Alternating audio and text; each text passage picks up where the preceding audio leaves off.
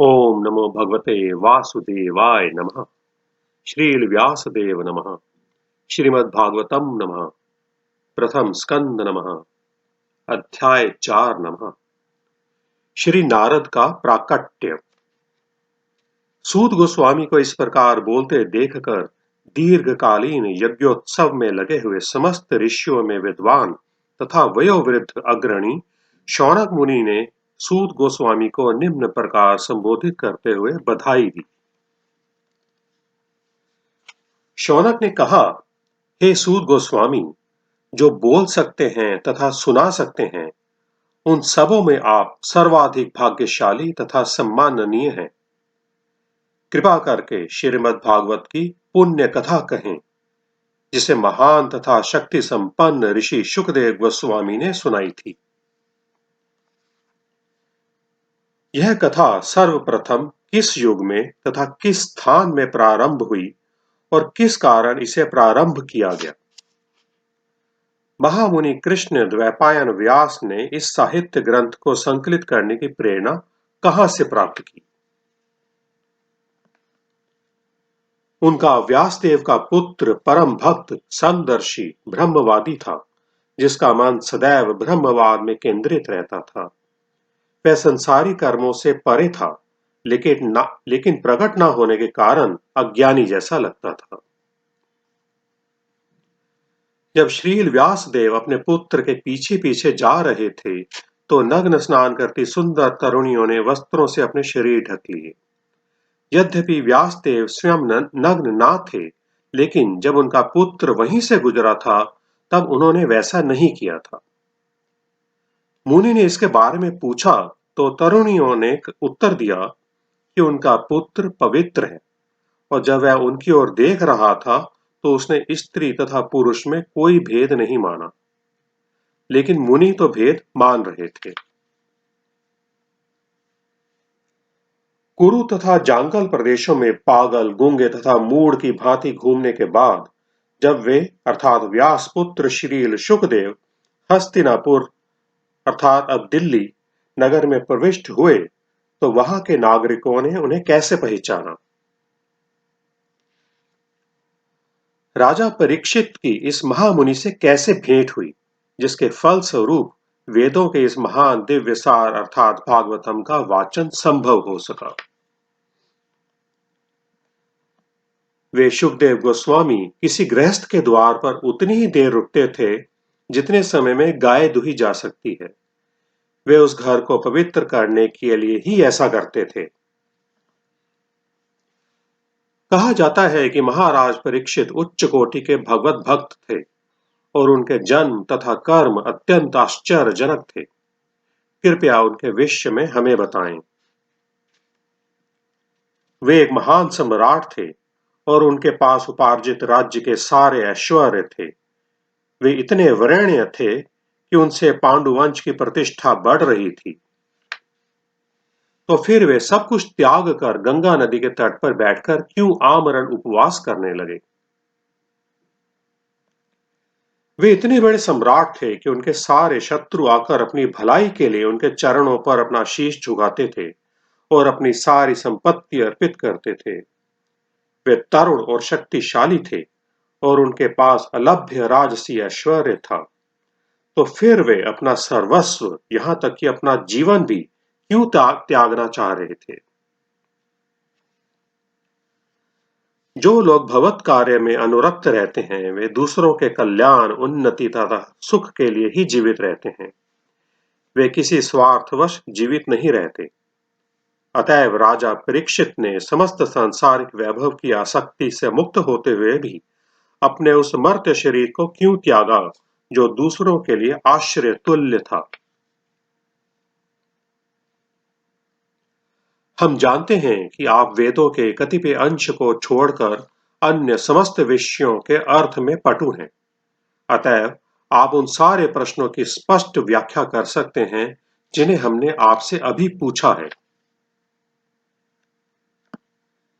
सूत गोस्वामी ने कहा, जिस समय द्वापर युग का त्रेता युग से अति व्यापन हो रहा था, तो वसु की पुत्री सत्यवती के गर्भ से पराशर द्वारा महान ऋषि व्यासदेव जी ने जन्म लिया। एक बार सूर्योदय होते ही उन्होंने अर्थात व्यासदेव जी ने सरस्वती के जल से प्रातःकालीन आचमन किया और मन एकाग्र करने के लिए वे एकांत में बैठ गए। महर्षि व्यासदेव ने युग के कर्तव्यों में विरोधाभास देखा। कालक्रम में पृथ्वी पर अदृश्य शक्तियों के कारण विभिन्न युगों में ऐसा होता रहता है। परम ज्ञानी ऋषि अपनी दिव्य दृष्टि से युग के प्रभाव से प्रत्येक भौतिक वस्तु की अवनति को देख सकते थे। वे यह भी देख सकते थे कि श्रद्धा विहीन व्यक्तियों की आयु क्षीण होगी और वे सच्च गुण के अभाव के कारण अधीर रहेंगे। इस प्रकार उन्होंने समस्त वर्णों तथा आश्रमों के लोगों के कल्याण पर विचार किया। उन्होंने देखा कि वेदों में वर्णित यज्ञ वे साधन हैं जिनसे लोगों की वृत्तियों को शुद्ध बनाया जा सकता है। अतः इस विधि को सरल बनाने के लिए ही उन्होंने एक ही वेद के 4 भाग कर दिए, जिससे वे लोगों के बीच फैल सके।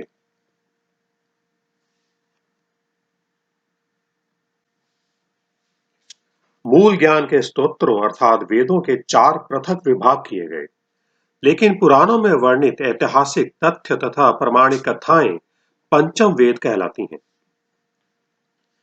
वेदों के 4 खंडों में विभाजित हो जाने के बाद पैल ऋषि ऋग्वेद के आचार्य बने और जैमिनी सामवेद के।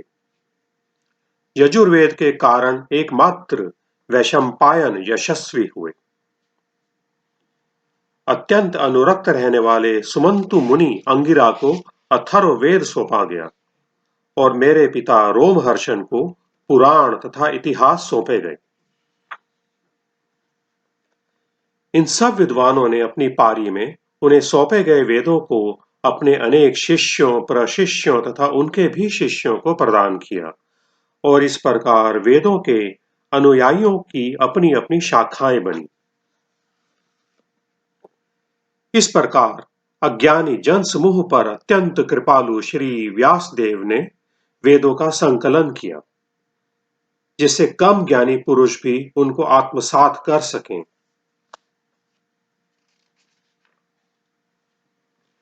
महर्षि ने अनुकंपावश हित कर समझा कि यह मनुष्यों को जीवन का चरम लक्ष्य प्राप्त करने में यह सहायक होगा।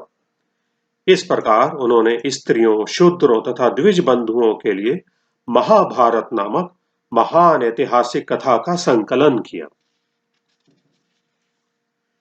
हे द्विज ब्राह्मणों, यद्यपि वे समस्त लोगों के समग्र कल्याण कार्य में लगे रहे, तो भी उनका मन भरा नहीं।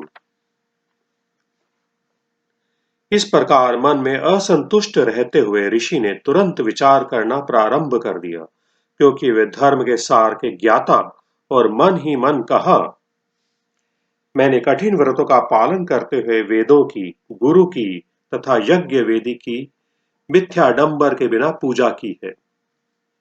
मैंने अनुशासन का भी पालन किया है और महाभारत की व्याख्या के माध्यम से शिष्य परंपरा को अभिव्यक्ति दी है, जिससे स्त्रियां, शूद्र तथा अन्य द्विज बंधु लोग भी धर्म के मार्ग का अवलोकन कर सकते हैं।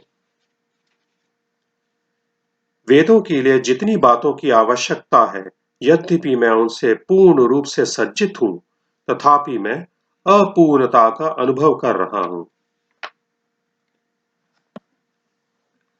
हो सकता है कि मैंने भगवान की भक्ति का विशेष रूप से कोई संकेत ना किया हो, जो सिद्ध जीवों तथा अच्युत भगवान दोनों को प्रिय है।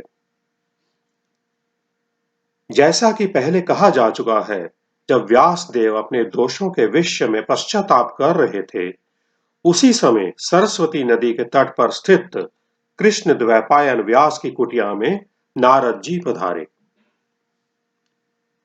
श्री नारद के शुभागमन पर श्री व्यासदेव सम्मान पूर्वक उठकर खड़े हो गए और उन्होंने सृष्टा ब्रह्मा जी के समान उनकी पूजा की। इस प्रकार श्रीमद् भागवत के प्रथम स्कंद के अंतर्गत श्री नारद का प्राकट्य नामक चतुर्थ अध्याय को कोटि कोटि नमन। ओम नमो भगवते वासुदेवाय। हरे कृष्ण कृष्ण कृष्ण हरे हरे हरे राम राम